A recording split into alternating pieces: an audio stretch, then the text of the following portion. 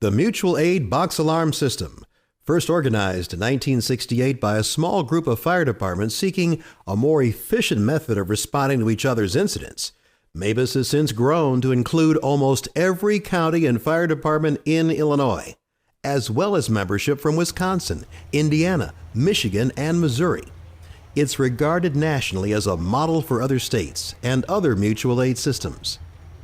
Besides coordinating the response between departments and communities, MABAS provides special teams for technical rescue, hazardous materials response, and water rescue.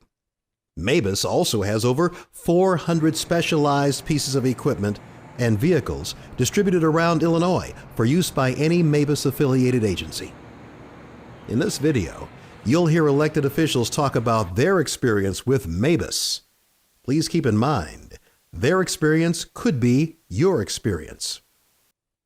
This past summer, June 15th of 2011, my campaign office in downtown Freeport, Illinois, which is literally on the main highway through Freeport, right on Galena Avenue, directly across from the county courthouse building, at 5:30 in the morning collapsed. Needless to say, area fire and law enforcement immediately responded, not knowing if there was anyone at all in the building. MABAS was alerted, and within a matter of minutes, maybe an hour at the very most, there were over 17 fire protection districts in Freeport, Illinois, providing the different services that would be necessary to search a building and to do whatever efforts were required.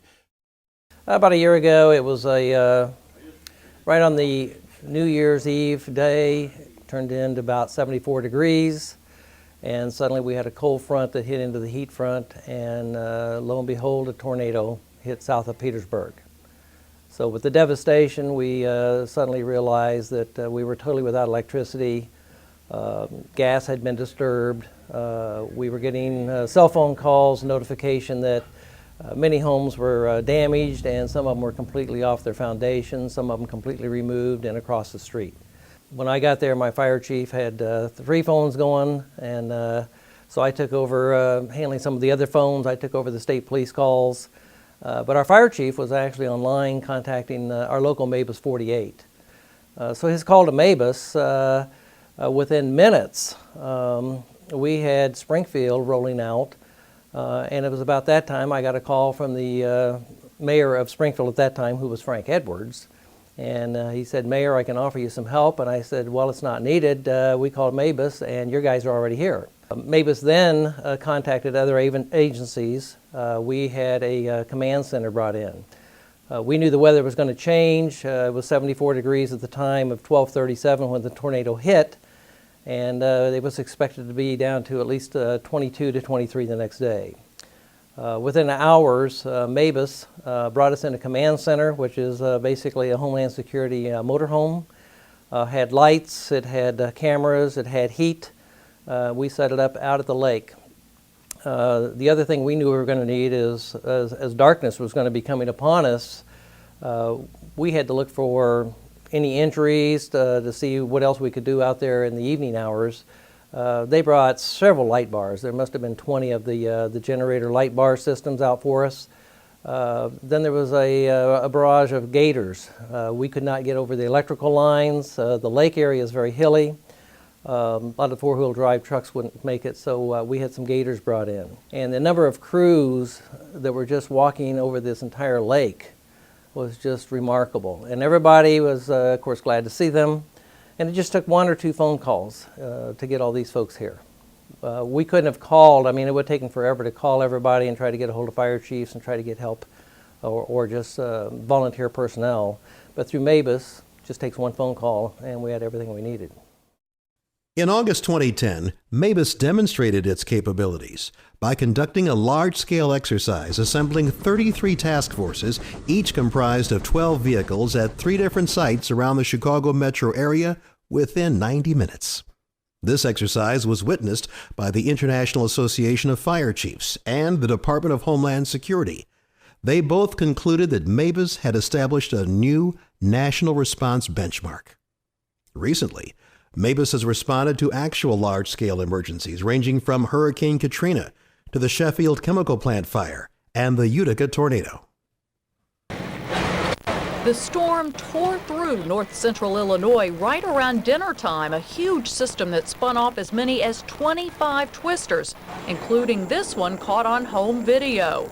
The storm struck with deadly force here in this town of 1,000 southwest of Chicago, crumpling downtown buildings and killing at least 3 people. The victims were among a group enjoying an after-work drink when the tavern collapsed under the force of the wind. Rescue teams from as far away as Chicago gingerly plucked through the caved-in sandstone trying to free them. I was approximately 8 miles away when it hit, and it was just drizzling rain, and you would never dream that that storm was coming towards you 8 miles away. The fire department was downtown at that time, right across the street, and they also had damage. So not only the building across the street was destroyed with the people's lives, but actually the fire department that they were in, their roof part of it got wrecked. So it was amazing how many people would come in 15 minutes could be here, you know, once they knew that it hit Utica. And that's where the mutual aid comes in. And they were tremendous. Everybody was here. The equipment that they brought in was tremendous. And yeah, it's expensive for that equipment. And yes, do they use it every week? No. And hopefully that's the idea. Be prepared if it does happen, so you got stuff to use to save lives. Because if you don't have it and you lose one life, you know, that's a disaster in itself. We have buildings with the outside walls stripped away, the roofs are gone, and then of course as we get closer into downtown we have total devastation. One building which is flat on the ground. And a quick note before we go here, you see those 2 ambulances? Those are from the Chicago Fire Department, to give you some sort of an idea what kind of mutual assistance was available in the assets that are out here right now. A lot of resources working away to try and get people rescued out here, if that is still possible. I think the best thing I could tell anyone who's involved in the public arena, and if they're considering whether or not MABAS should be a part of their agency, be it their fire protection district typically, would be every community is going to have something unknown occur. And when that does occur, absolutely, unquestionably, unequivocally, something will happen where you do not have the assets readily available in your agency. We thought it never happened to us, and it did. And 8 people lost their lives, plus a baby. So, I mean, you think to yourself, that would never happen. And yet, it could happen again, heaven forbid, but it could happen again this spring. When you see that convoy coming in, everybody's like, wow, where'd these guys come from? And I really don't know. I mean, we don't know where all this stuff is stationed all over, but it didn't take long, and they were here, and the response in personnel as well as the equipment was just overwhelming. We had exactly what we needed to do the job we needed to get done, and we did that job in a little more than 24 hours. MABAS is the cheapest insurance you can buy for disasters and incidents, large and small, for cities large and small. Whether for technical rescue, fire, hazardous material, emergency medical service, or water rescue, MABAS has got your back.